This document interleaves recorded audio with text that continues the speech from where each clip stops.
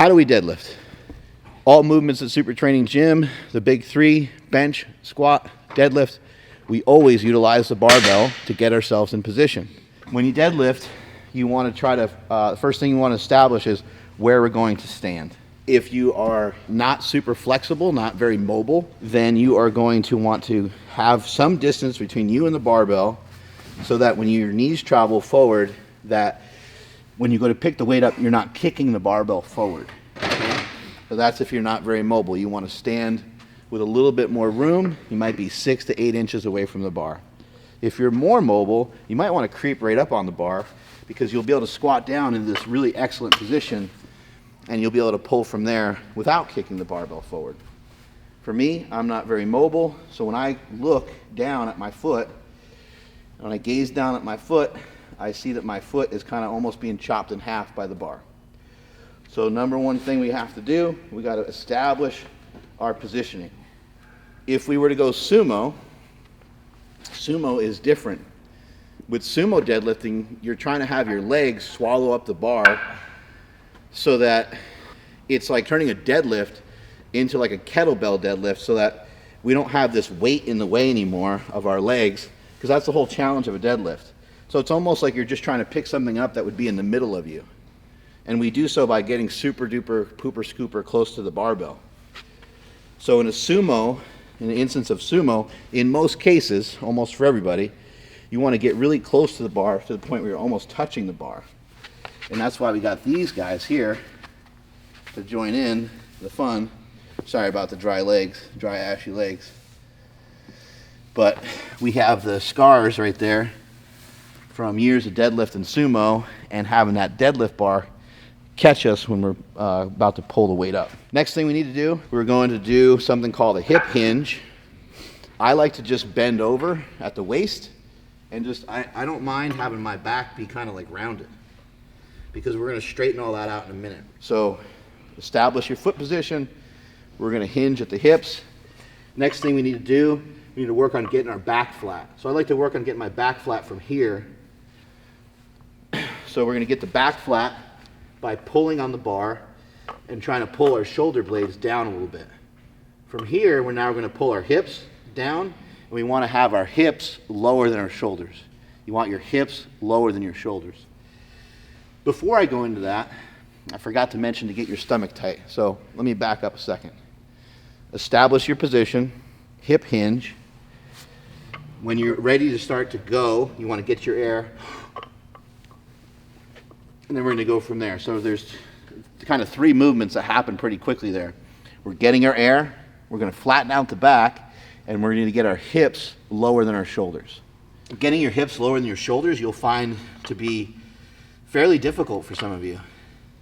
We want to get our air, get tight.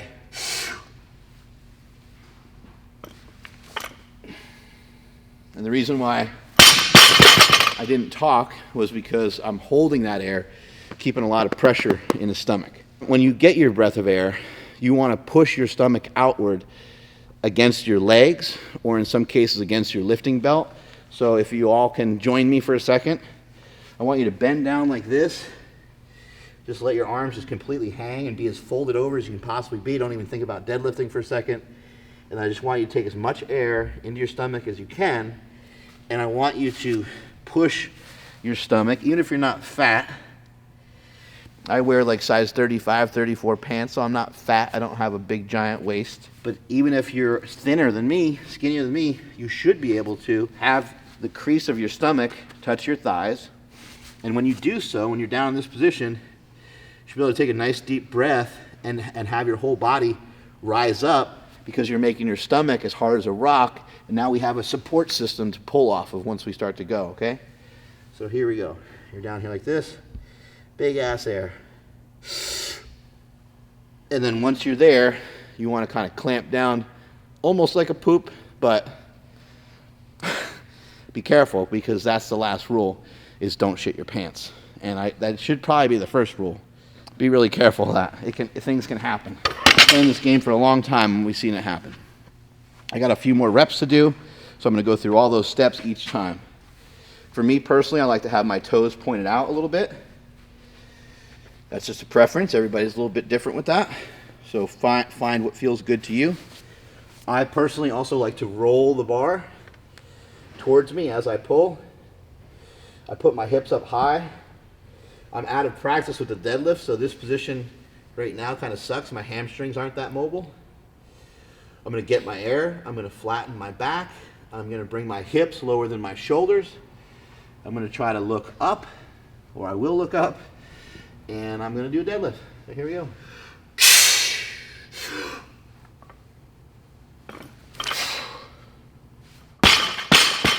And then we celebrate with a backflip. Maybe not. I'm going to do a set of about 5, and I'm going to do separate repetitions again just because I'm a little out of practice with deadlifting. So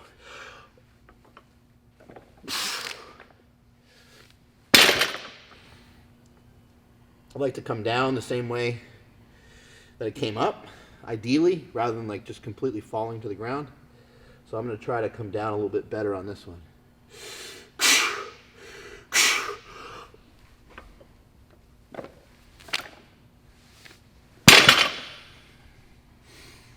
There we go, 2 reps.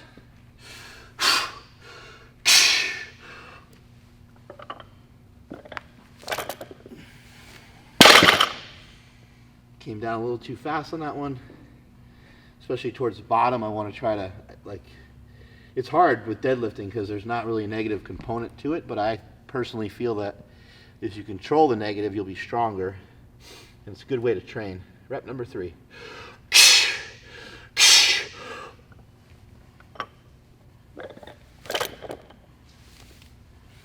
There we go, that's perfect. That felt good.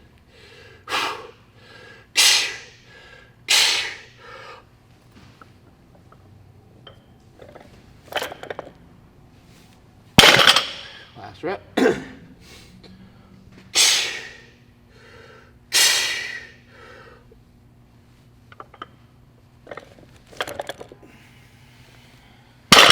There we go.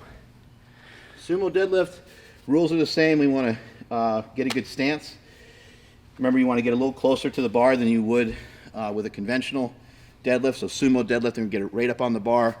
We want to really try to force the knees out the best that we can. So I like to force the knees out a little bit here. Then I'll hip hinge down to the bar. And now I'm going to use the bar just like I did on the conventional deadlift to get myself into position. I'm going to get some air. First of all, I'm going to lift my hips while I'm holding onto the bar. I'm going to get some air, and I'm going to pull myself down in position, kind of wiggle in there. Once I feel like I'm in a good position, I'm going to come up. I am trying to get the back flat, trying to keep the back flat, and then also get my hips lower than my shoulders. So we're here, legs are straight.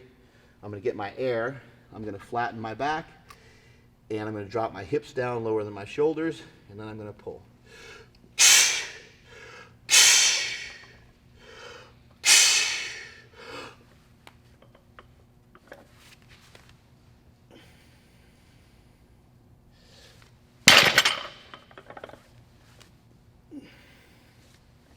One thing that's kind of weird about a sumo deadlift is you can like squeeze your legs and your butt, and when you squeeze your legs and your butt, you can kind of snap the weight. But I think that unless you think about it, you won't really know that you have that ability to do it.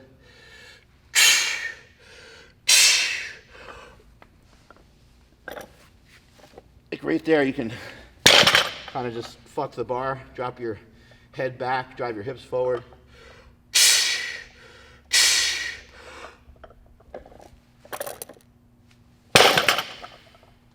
There's really no better way to explain it than just be blunt about it and explain that. You're just trying to really drive those hips forward.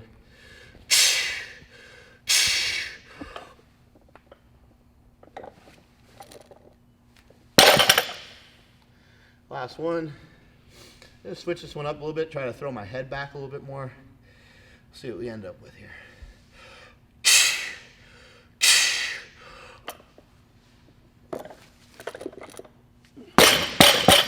Your head's got some weight to it. In this case, this bowling ball head of mine probably weighs about 35 pounds. Once you initiate the weight coming off the ground, and once it gets past like the shins, you want to really think to yourself, what's going to be the best way for me to finish this lift? And the best way is to flex your butt, engage the glutes.